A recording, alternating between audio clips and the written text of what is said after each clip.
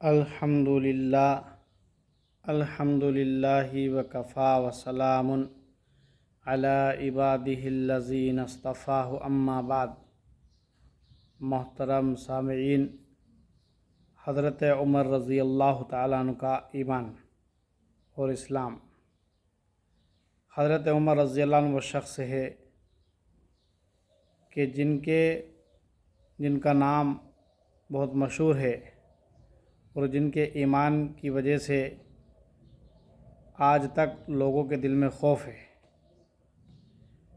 حضرت عمر رضی اللہ تعالیٰ عنہ جب اسلام لایا، آپ کا قصہ یوں ہے کہ کفار مکہ نے یہ میٹنگ قائم کی کہ حضرت محمد صلی اللہ علیہ وسلم کو کون قتل کرے گا، معاذ اللہ۔ حضرت عمر رضی اللہ تعالیٰ عنہ نے کہا کہ میں قتل کروں گا۔ آپ یہ کہنا تھا کہ تلوار لے کے آپ کھڑے ہو گئے۔ کفار مکہ نے کہا کہ بے شک آپ ہی اس کام کو کر سکتے ہیں۔ اب جا رہے تھے، راستے میں سعد بن وقاص رضی اللہ عنہ، بعض نے اور صاحب بتائے ہیں، ملے۔ کہا عمر کہاں جا رہا؟ کہا محمد رسول اللہ صلی اللہ علیہ وسلم کو معاذ اللہ قتل کرنے جا رہا ہوں۔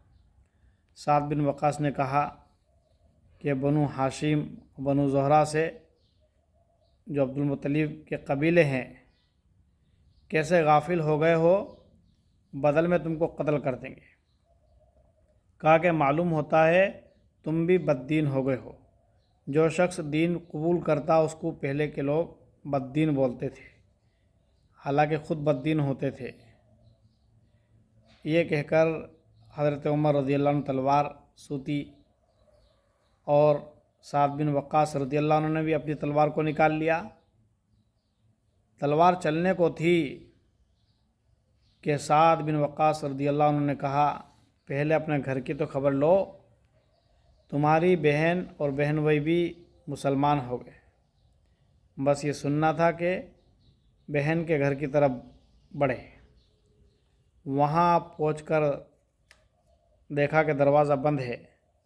حضرت خباب رضی اللہ عنہ قرآن شریف پڑھا رہے تھے۔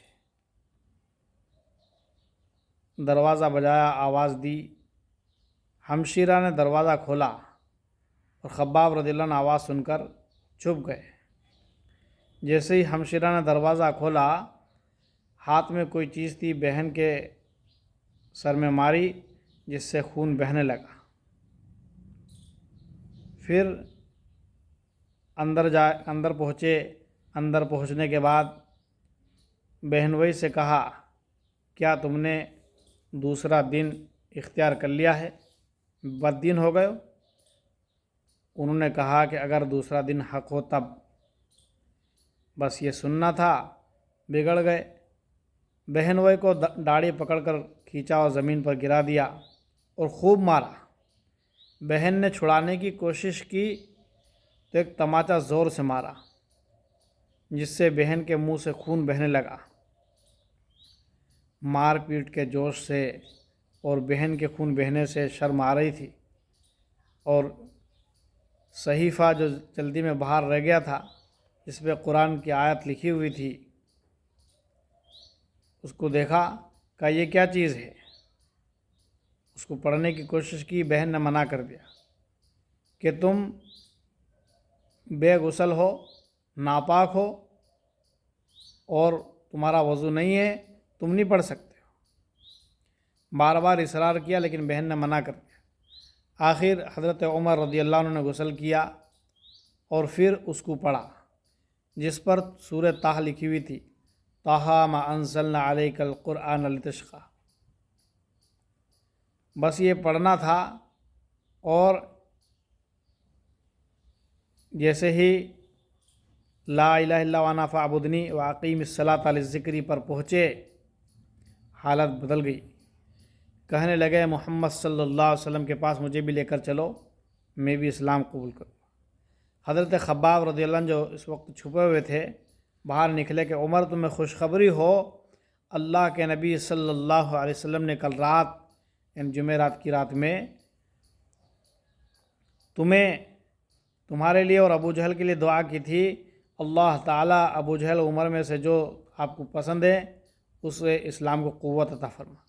یہ دونوں قوت میں مشہور تھے، لگتا ہے تمہارے حق میں دعا قبول ہوگی۔ حضرت عمر رضی اللہ عنہ حضور صلی اللہ علیہ وسلم کی خدمت میں پہنچتے ہیں اور اسلام قبول کرتے ہیں۔ بس پھر کیا تھا،